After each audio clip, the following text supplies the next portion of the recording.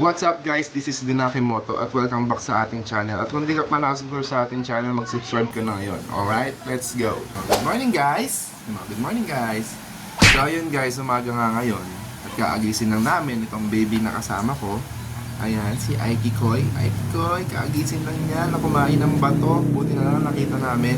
So ngayong umaga guys, samahan nyo kaming magpagasolina. Pero magpagasolina tayo, hindi sa sasakyan, kundi sa galon.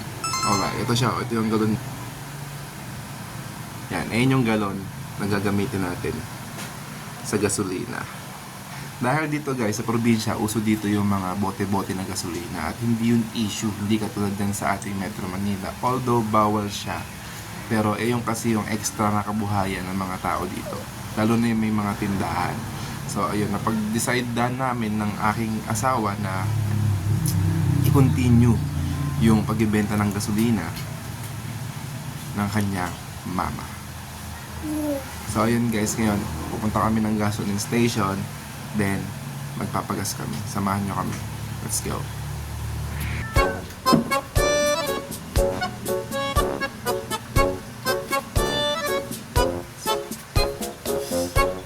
So ibigyan na natin itong mga galon.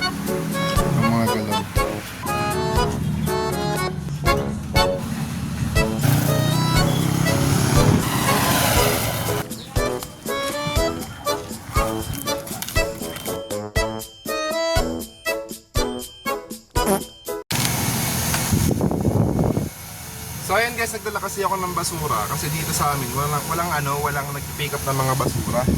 So kailangan mo siyang dalhin doon sa may municipality para magtapon ng basura. So dito naman kasi bawal dito kasi yung yung magsisiga ka, yung magsusunog ng mga basura, bawal kasi yun dito. Lalo na pag may mga naglalaba o may mga sinampay, bawal siyang mausukan. Kung hindi, mababarangay ka. So yun. Kaya ngayon, dinala namin yung basura, sinabay na namin sa pagpapagas para maitapon namin doon sa municipality ng Carmen. Let's go. Ganito ang buhay sa probinsya guys. So dadaan kayo ng mga palayan. Yan, mapuno ang lugar dito. Pero sobrang sariwa ng hangin. Hindi overpopulated. Walang kausok-usok. So, balikan ko na lang mamaya guys pag nandun na tayo sa gasoline station. Tsaka magtapon muna tayo ng basura.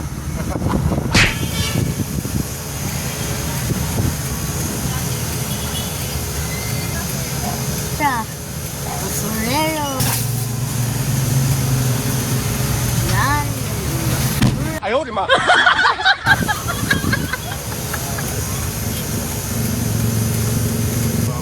Try mo na. Katapon na kong basura, tinitingnan ako ng mga tao. So, ganun kasi dito guys. Do it yourself yung pagkatapon ng basura.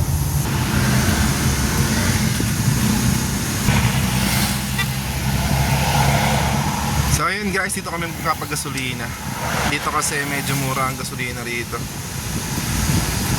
Kita nyo, 51.30. Ang walang kumikita. 51.30 yung gasolina rito sa unleaded tsaka premium. So walang pinagkaiba, halos magkaparehas lang pala. 51.50 pala ang premium, tapos 51.30 ang unleaded. Ngayon guys, magpapagas kami ng ng 40 liters ng premium, yung red, tapos 20 liters ng green. Boss 40 liters na 40 liters na.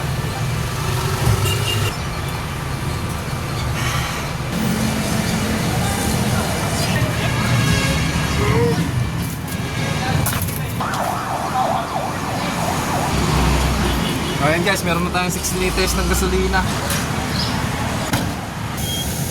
Thank you. So yung 60 liters natin guys, inabot tayo ng 3,086. So suklin natin is 914. Tara na, hindi na tayo. Let's go, uwi na. Init, walang aircon yung sasakyan.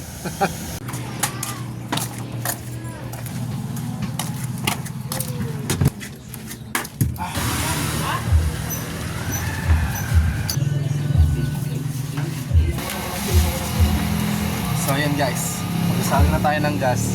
from here to here. Let's go.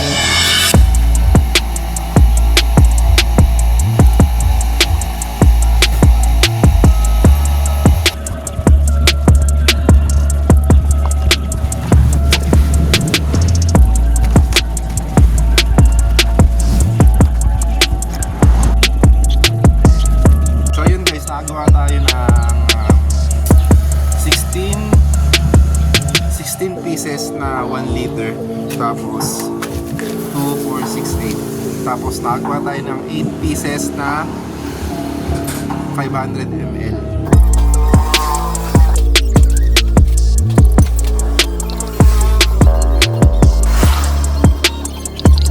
So ayun guys, sa green naman natin nakagawa tayo ng 16 pieces na 1 liter din, tapos 2, 4, 6 pieces lang na 500 ml kasi kinapos tayo ng bote.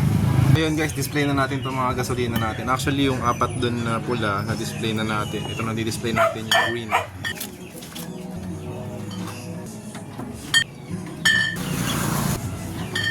So dun siya naka-display.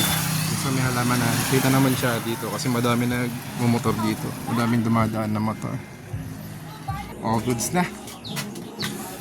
Kain muna tayo guys.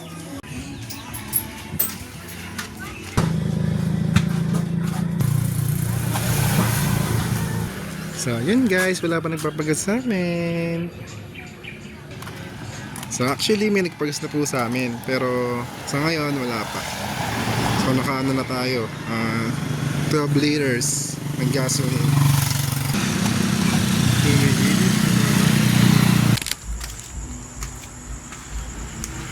Nakaligpit na pala to. Nakaligpit na yung mga bote natin dyan. So what's up sa inyo guys, and ayun siya, nakaligpit na yung mga bote doon kasi naligpit na ni mama o yung mama ng asawa ko yung mga bote. So nabilang namin siya kanina, bali meron na lang tayo natirang 6 liters ng premium or yung red, tapos meron pa tayo natitirang 11 liters ng green. Tapos sa 500 ml naman natin, complete pa yung premium natin. May which is meron pa tayong 8 pieces ng 500 ml, tapos 6 pieces ng green. Kompleto pa naman yung 500 ml natin. So bukas magasalin ulit tayo ng mga red or yung premium para maubos na yung red natin. So malakas talaga yung premium dito guys. Okay, let's go. The soldier hid under this table to surprise it. So ayan guys, meron na tayo 1,500 plus dito, nahilo ko. Wala, nahilo ko. So ayan guys, meron na tayo dito. Ang dami natin pera. So yung pinuhon na natin na 3,086 dito is nasa kalahati na. So ngayon, meron pa tayo ilang bote doon na I think nasa 30 plus pa siya o 40. Nandun na yung tubo natin. Tapos yung another kalahati ng 3,000. So titignan natin siya bukas, sana maubos siya bukas. Then bukas ng gabi baka kumuha na naman ulit kami ng gasolina. So ayan, si Aiki din na namamaga yung tenga. Namamaga yung tenga kasi sa kakulitan. So ayan, meron na tayo dito. Bilis lang. So ayan guys, ito yung third day na pagbebenta namin ng gasolina. At third day kasi nagsimula tayo nung isang araw, second day kahapon, third day ngayon. Okay, third day na ngayon guys is nabenta na natin lahat ng gasolina natin. Benta na natin lahat ng gasolina natin. So may natitira na lang doon is kalahati. Yun na lang, kalahati na lang natitira doon, which is yung 30 pesos na lang yun. So nabawi na natin yung ating puhunan, tapos yung tubo natin ito. Ito na yung puhunan natin, itabi ko na yun. Actually, naitabi ko na siya kagabi. Kagabi pa lang, nabawi na yung puhunan, yung 3,000. So, ito yung 3,000 natin. 1, 2, 2, 5. 1, 2, 4, 5. 3,000.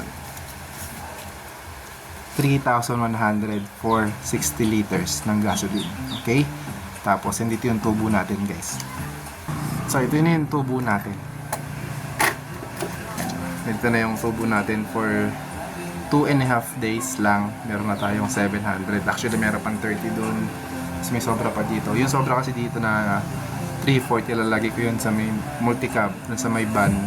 So, para sa van na yun. Tapos, by 730 yung ating tubo. Mamaya, bibili na ako ng gasolina. 60 liters ulit para makapagbenta na ulit mamayang hapon. Or bukas, may display na lahat. Okay. Let's go. So ayun guys, in-upload ko lang tong video na to para meron din ako ma-upload sa channel ko.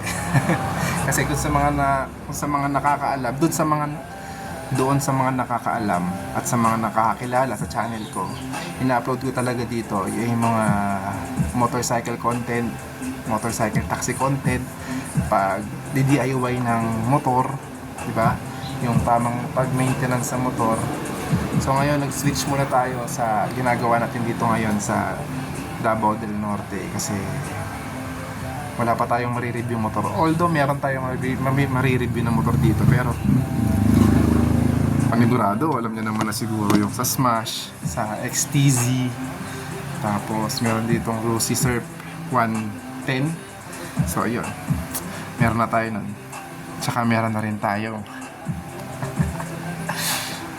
marireview na bagong Bubuyog Part 2. Marireview na natin itong ating Kawasaki Brusky o yung Modenas Charisma 125F.